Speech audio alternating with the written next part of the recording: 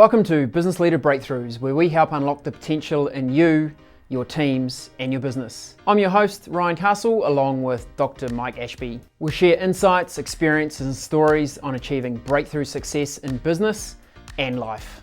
In addition to a podcast, The Breakthrough is a coaching and advisory business that provides programs for business leaders, owners, and managers to develop your skills and capabilities to boost your business and enjoy a better life. To learn more, click the link in the episode show notes or go to thebreakthrough.co. Now let the breakthroughs begin. Hi there, I'm Dr. Mike Ashby from The Breakthrough Company. This is my business partner, Ryan Castle. Well, I see how you stole the intro there. That was nice. I did. We're going to do a little role reversal today. All right.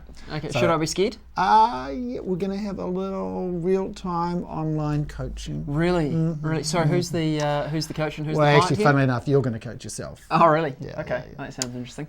Tell me about your week, Ryan.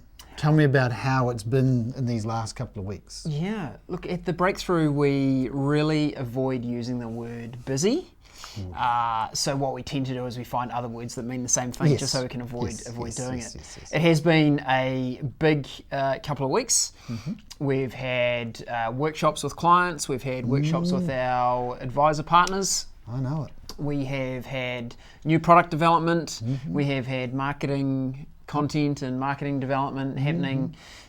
There has absolutely been a lot going on. Up the wazoo, really. Yeah, good term. Good term. And how's the kind of sense of progress? Everywhere I look, there are things that are started and not finished. Yes. Doesn't that snag your nightie? Yes. Not much of a nightie wearer, but yeah, I get the idea.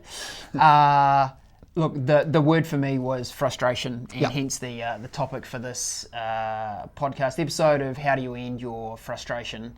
And I think for me, I'm very clear on our business vision. I know you are. I'm very clear on the most important goals that we need. I'm very clear on our purpose, and I'm very clear on the steps that we need to take to get there. Mm-hmm. But damn it, nothing seems to be happening as fast as I would like it to. I know. And I think it's one of those things that, as we've talked about, one of the things about working with Ryan is there's a wonderful intensity, but whenever, with any of the kind of strengths that we have, and I think your intensity and your passion and commitment is a fabulous strength. But there's always a flip side, and the flip side is it can also be frustration. That intensity can become frustration. Look, in our active management program, module 3, possibly 4, is where we talk about the styles that we each have. In module 4, and the style 4 options: pioneer, driver, guardian, or integrator. Mm-hmm. I sit very strongly in the driver space, and drivers are well known for the when is that going to happen question. This is what we've decided. Let's go. Let's get it done. Yes, there is the occasional table banging, loud clapping that happens from me. Yes. In a positive, encouraging kind of way, I like to think. But that, you were talking about kind of the flip sides of that, and yes, we know that having drivers in your organisation are valuable, but when things are not moving as fast as you want them to be, drivers can get frustrated, and I know that I was having a significant impact on the team over the last couple of weeks because I was letting my frustration bubble over. You will transmit whatever's going on for you as a leader. You will transmit. Yeah. And it's really just not a great place to be as a leader, and I need to do a better job of owning that emotion and thinking about where we're at and how we're going. And Dan Meiklejohn, who's our board chairman, he was doing coaching with another client of ours, Simon, another leader who I suspect also a strong driver personality. And Simon was similarly frustrated about progress in his organisation.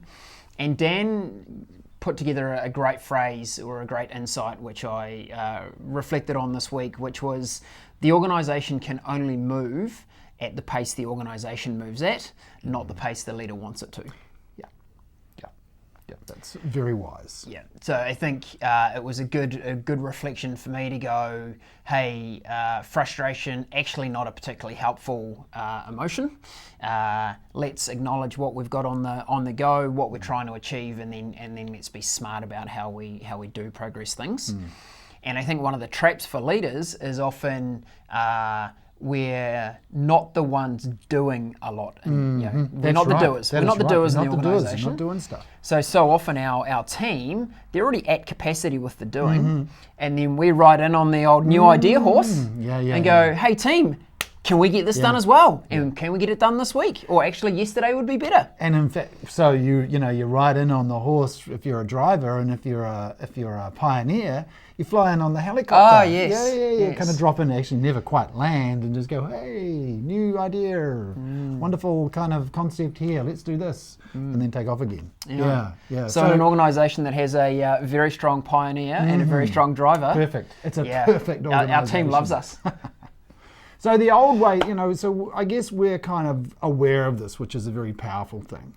And I suppose when we think about the old way, and I think about some of the managers I had, I learned a lot, but I also learned a lot about what not to do. So how do you kind of know that you are slipping into that frustration? What occurs for you? How do you kind of get that sense? Oh, I think the obvious one is the team are looking for my input or questions, and I'm in the not now. Right. The not now zone. The not now. The not now zone, where I'm frustrated that things aren't moving, so I'm trying to get in there and push the wheel harder to get things going, and that's a real tell for me, is when I'm not available for the team when they've got questions or things they need to know. That's a biggie for me. And is the kind of a little mental process of, damn it, I'll just do it myself. Is that a signal as well? Totally. Oh, is it? Totally. Of course, I'm being well exposed here. Of course, I talk to clients when I'm doing coaching with them about all these things. And it's so much easier to teach than it is to do. Yeah. But here we go. Yeah. Look, that totally is. And I think it's easy to slip into that piece where you go, it's now going to take me longer to show someone else or teach them how to do something. Oh God, I'll just do it myself. Got to make progress. And of course, that just adds to the frustration. Yeah.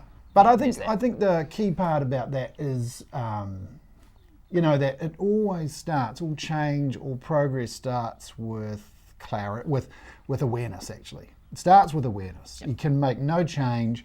Like if you're kind of if your default setting is to yell, scream, kind of go and do stuff, and you don't even know you're doing it, then nothing's going to change. But I think one of the areas we work in ourselves and with our clients is really about kind of being able to observe ourselves. That's mindfulness. That's the very heart of active management. Is observe how you are as if you're kind of detached. Look for feedback. Look for the signs that you know yourself. Yep.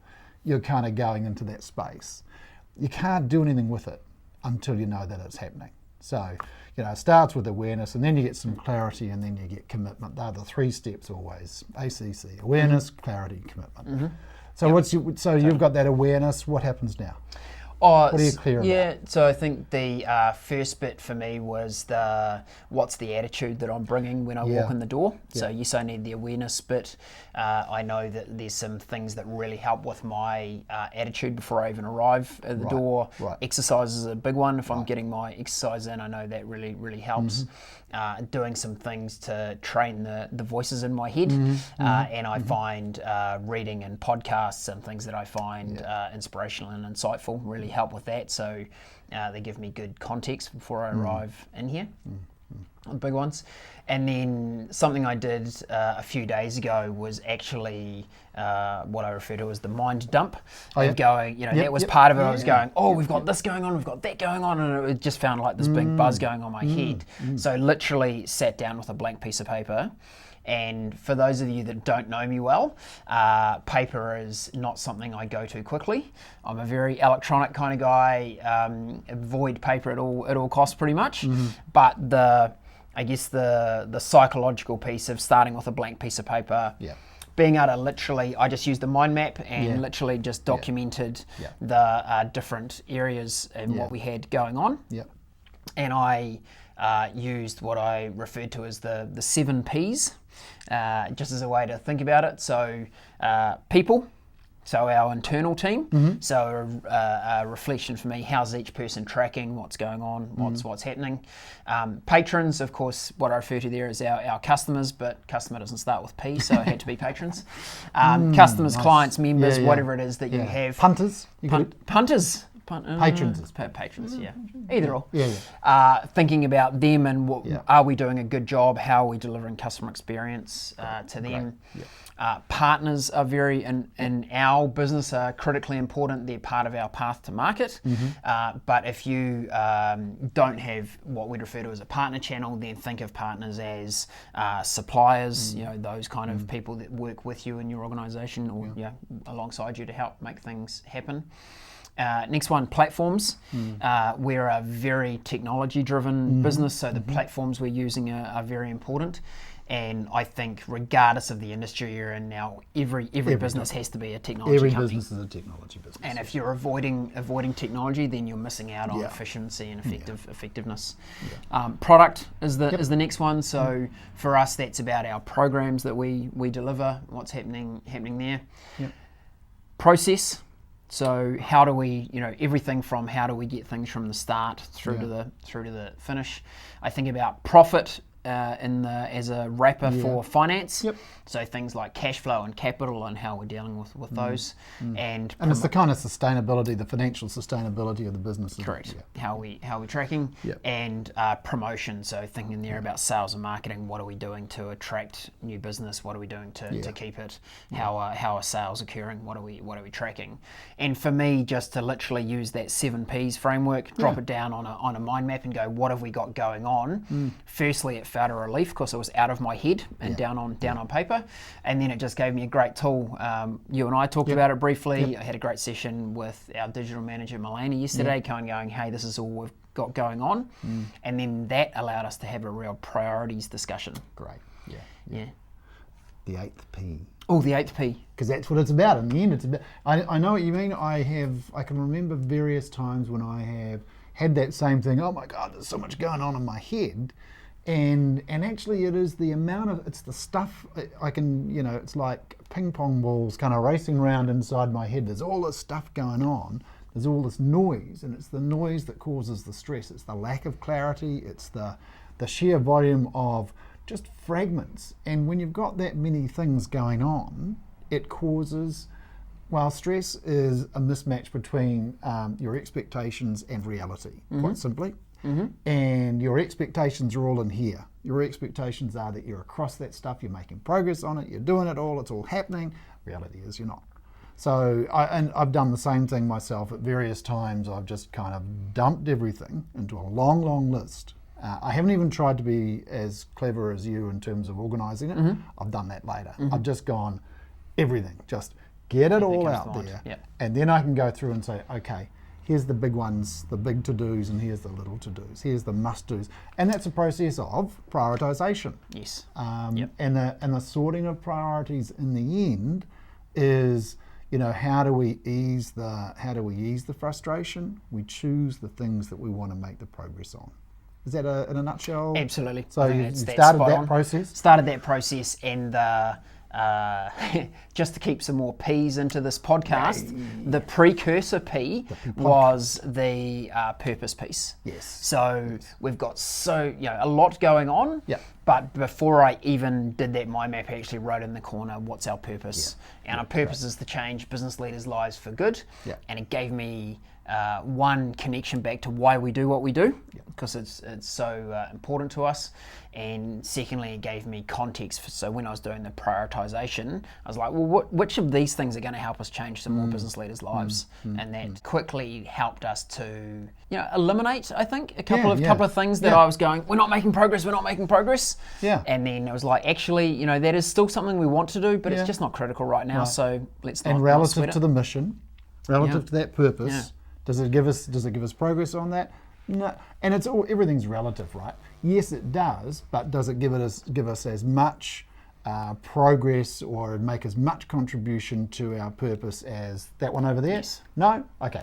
That gets parked. Absolutely. So it's that kind of relativity. And the brain really struggles with that because you're trying to create two different realities, a reality in which you do this and a reality in which you do that. Now, neither reality exists except in your head, and you've got to go, okay, between that imagined reality and that one, I think I'll choose that one. Yeah? Yes. So it requires some thought, and our brains don't like doing that. Our brains just like keep going, trying to achieve traction across everything without actually thinking too much about why we're doing this and one thing relative to another. So that process of stopping and having to think about it is critical and quite hard. Quite hard. And I think what helps with that is if you can talk it through with someone else. Now, I'm very fortunate that I can come and talk to you about this kind of stuff and go, hey, look, I'm frustrated. This is what we've got going on. And we have our regular. We're about to go for our regular weekly lunch, and that's part of the structure. Having a structure for that. That helps. So if you're in a situation where you don't have a business partner or someone you can talk to, look at getting an external advisor, get a coach, get someone, get a mentor that can help with that. For sure. Mike gave me fantastic advice, which was stop trying so hard.